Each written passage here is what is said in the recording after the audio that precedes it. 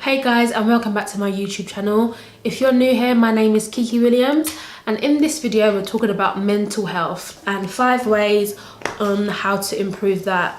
Just to say, I'm no expert, I'm not, you don't have to listen to this, but I think it's important that the topic is being discussed. I see it all the time now that mental health is being spoken about. I think it's good that we start to speak about it because it's so important to look after your insides. They're the key to kind of everything going right in your life.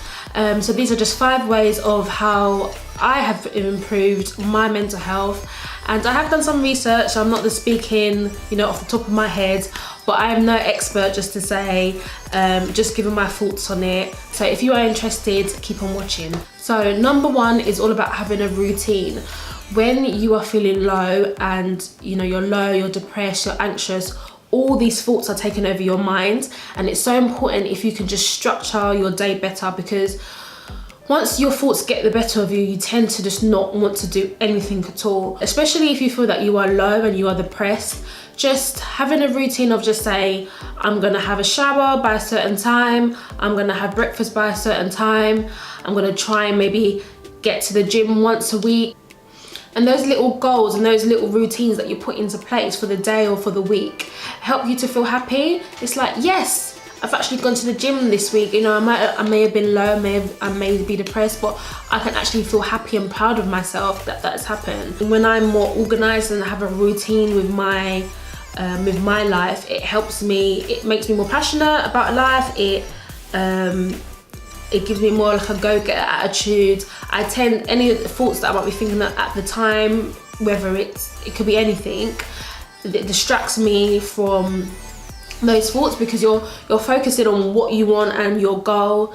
If you're in a state where you are really depressed and you are really low, and I understand how that feels. I've been there, where you just cannot see a way out. Doing just one thing for the day, even if it's just, I'm just gonna sort out my clothes today, or I'm gonna do my laundry, or I'm gonna do my washing for the day. Just something small like that can just help boost your mood, and the better you get, the more you can add. Don't just be like, oh, you know what, I'm gonna do this, I'm gonna do that, I'm gonna go to the gym 7 times a week, because you're probably not at that stage to go that far. So do mini, realistic, achievable goals, and then from there you can have a routine all you want.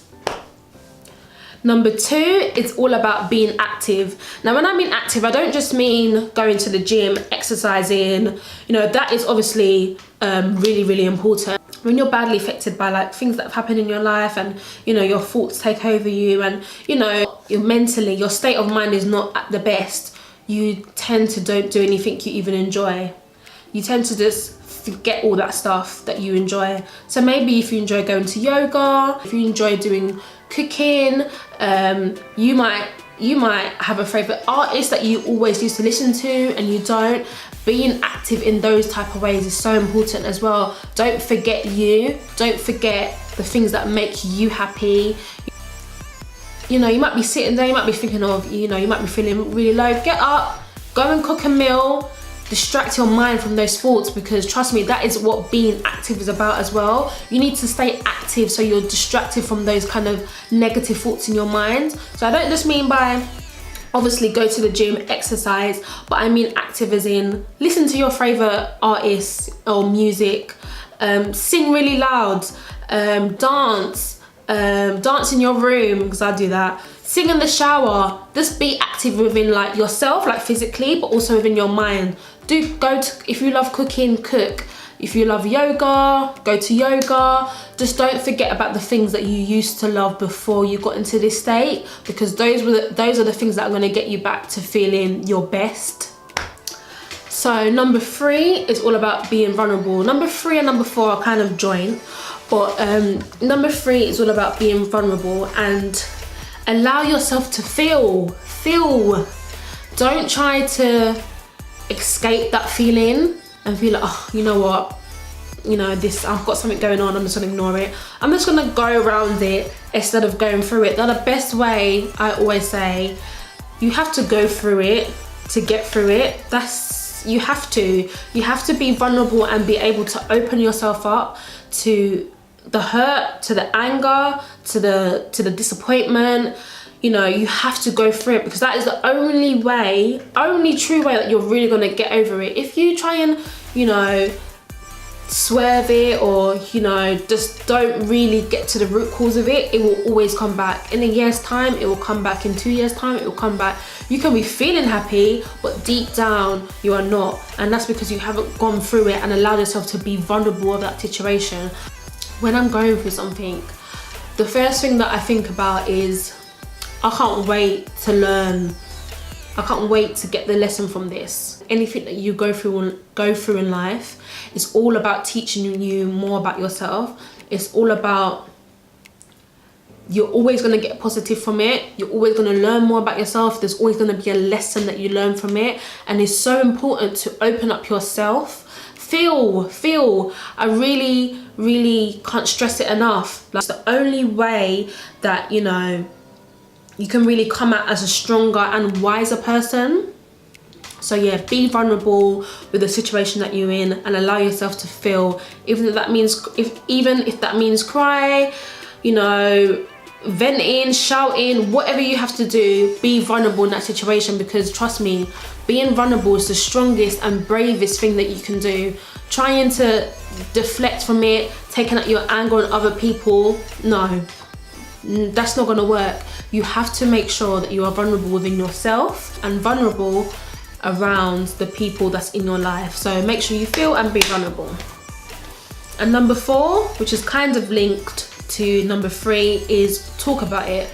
Talk about the situations with someone. It doesn't have to be your immediate family. It doesn't even have to be your friends. You know, there's charities, which I will link down below, that you can just ring up and speak to. You know, talking about a situation can help you with someone, can allow you to get a better understanding of it. And say if the situation is in regarding to that person, speaking about it with them, because a lot of times I notice there's a miscommunication with a lot of people, and their feelings get in the way sometimes when it really isn't. You know, it wasn't meant to be that way. So talking about a situation can often help you feel better about it. The time that you spend overthinking something, the time that you spend getting yourself worked up, when you can just speak about it with someone, it doesn't have to be the person that's involved in the situation, it could be someone else. You will find that they may have been through it before, they've gone through a similar situation, they can help you out and they can give you their opinion of how they've gotten over it.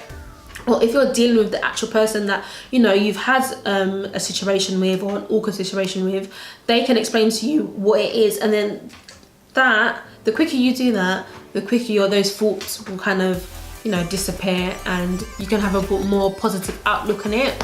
So yeah, talking about something is so important. Now I know not everyone has, you know, friends and family around them. There's charities that you can speak to. You know, you can even message me, like I will be there.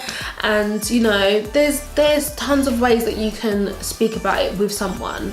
Just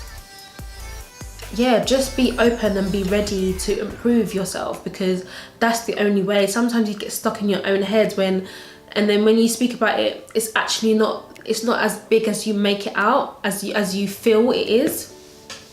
So yeah, make sure you talk about stuff. And lastly, number 5. Oh, I think my niece is coming downstairs.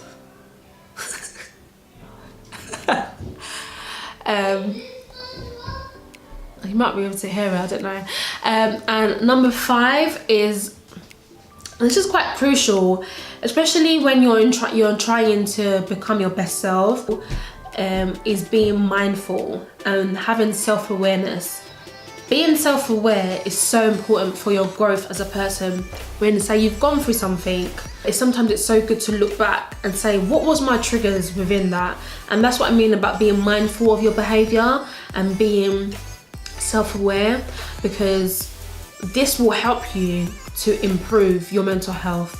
If you know more about yourself, if you know your triggers, if you know, oh, when I speak to this person, they make me feel a way, it's so important that you are aware of it. And say if you didn't notice it, it would be a case you just start to feel angry, it may overtake everything that's going on within your life. So it's important to realize, you know what, when I speak to you, you make me feel a certain way, so I need to put a barrier up, or, you know, a boundary up, so you won't allow me to get that way. It doesn't become the whole, it doesn't take up the whole of your week, your whole of your day.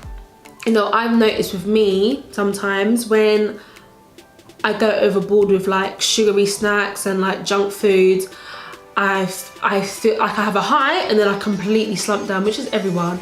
But my slump kind of involves like my mental state. I start feeling like really, really rubbish. I feel like I'm fat and I feel like I'm like really big. And I also notice when I'm coming up to, TMI, when I'm coming up to my period, my hormones seems to be all over the place. I'm an emotional, insecure woman at that time, but you know, it's all right because I'm aware that happens during that time. So it's all about being self-aware. The more you know, the more that you know yourself, the better your mental health state becomes, because you know, oh, this is why this has happened. Oh, the reason why I'm acting out is because that's a trigger for me, so that's why that's happened. So yeah, being self-aware and being mindful of your behaviors will help you. And it's all about growth. The more you know yourself, the better you are. Well guys, I hope you enjoyed the video. Let me know some of your like tips on improving your mental health, or what you do to kind of keep your minds really healthy. Let me know in the comments below, and please can you like and comment on my video. I haven't actually said that in a video yet, but yeah, I'm 3 videos in, so let me know what content you want from me. Obviously you're still trying to figure out who the hell I am, but yeah, make sure you subscribe to my video, and yeah, I will see you hopefully next week. Bye. See you later. Don't wanna be ya. Yeah, that's the video. It's done.